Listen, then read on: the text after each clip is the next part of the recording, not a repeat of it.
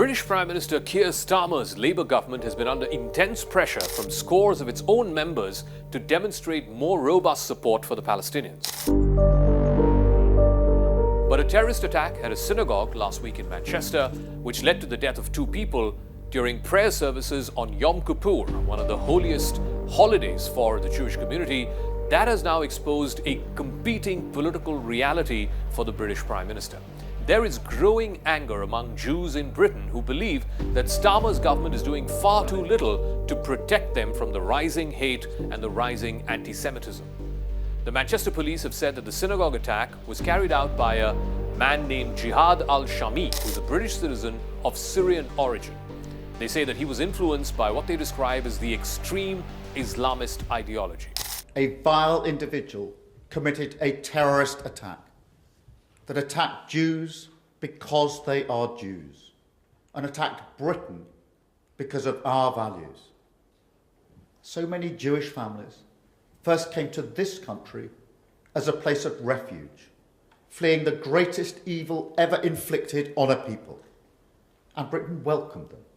Communities like the one attacked in Manchester provided safety, but also the security that comes from a promise that this is a country that stands up to hatred and that we don't just provide refuge, we provide a home. The anger at Starmer's government was especially evident during a vigil that happened Friday for the victims of the synagogue terrorist attack. David Lammy, who's the Deputy Prime Minister, virtually the number 2 in Starmer's cabinet, was booed off the stage by a crowd that angrily chanted, "Shame on you." Shame on you! Shame on you!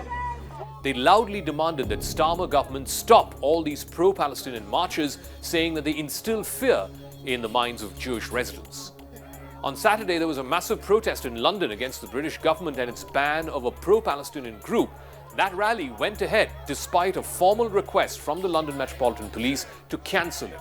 More than 300 people had been arrested for holding signs which supported Palestine action. On Sunday, there was a separate rally, a counter-rally of sorts in Trafalgar Square, honouring those who were taken hostage during the October 7, 2023 Hamas attack on Israel.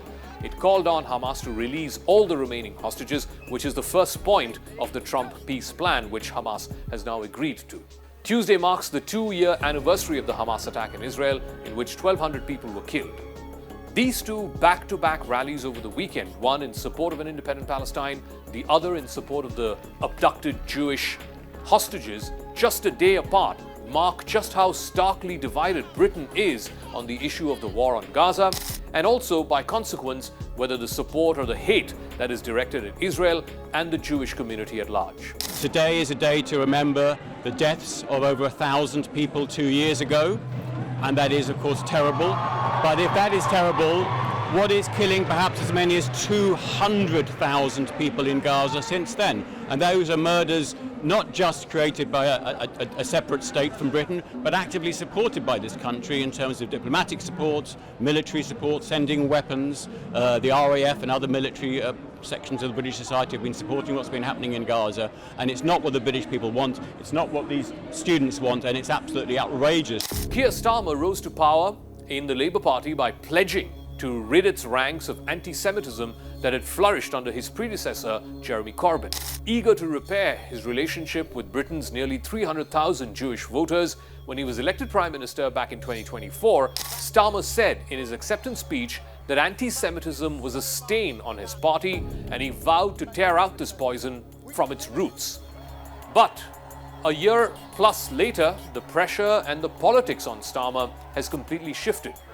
There are about 4 million Muslims in Britain right now, and the 2-year war between Israel and Hamas has galvanized them as the death toll in Gaza has now gone upwards of 65,000.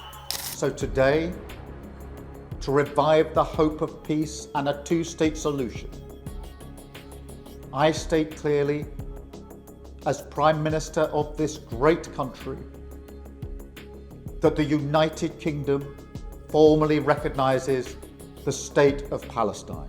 Starmer at the recent UN General Assembly formally recognized a Palestinian state. This happened last month, a step which many pro-Palestinian activists said was too slow in coming.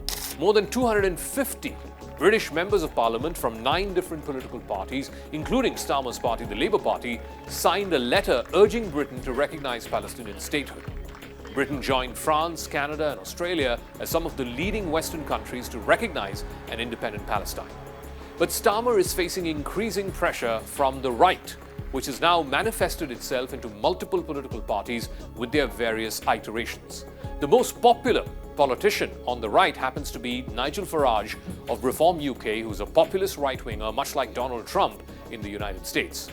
2 months ago, Farage unveiled a plan where he said he would deport up to 600,000 illegal immigrants out of Britain if his party, Reform UK, is voted to power in the next elections in 2029. Multiple polls have shown that Nigel Farage is the most popular politician in Britain right now, and immigration, illegal immigration, is the #1 hot-button issue. And right on cue, the new leader of the Conservative Party, or the Tories as they're known, the traditional opposition party in Britain, Kemi Badenoch, has unveiled a similar plan where she says that the Tories would deport up to 150,000 illegal immigrants out of Britain every year for the next 4 years if they're voted to power. The fact that this was announced by a black woman, Kemi Badenoch happens to be a black woman who's the leader of the Conservative Party, whose parents moved to the UK to birth her. She then grew up in Lagos in Nigeria and then moved to Britain only after she became a teenager at 16 years old. The fact that she was talking about deporting illegal immigrants, a majority of whom are people of color, that was an irony that was not lost on anyone. It's a reflection of a broader hardening of the debate around immigration in Britain. It's happening not just on the fringes of the political stream, but also within mainstream political parties, whether it's Reform, whether it's the Tories, or even within Labour Party. And no politician, not even the Prime Minister, can be immune to this immigration debate that is rampaging across Britain. Or the Prime Minister or any other mainstream politician, neither can they afford to sit on the sidelines of this, whether it's the Prime Minister or the Prime Minister in waiting.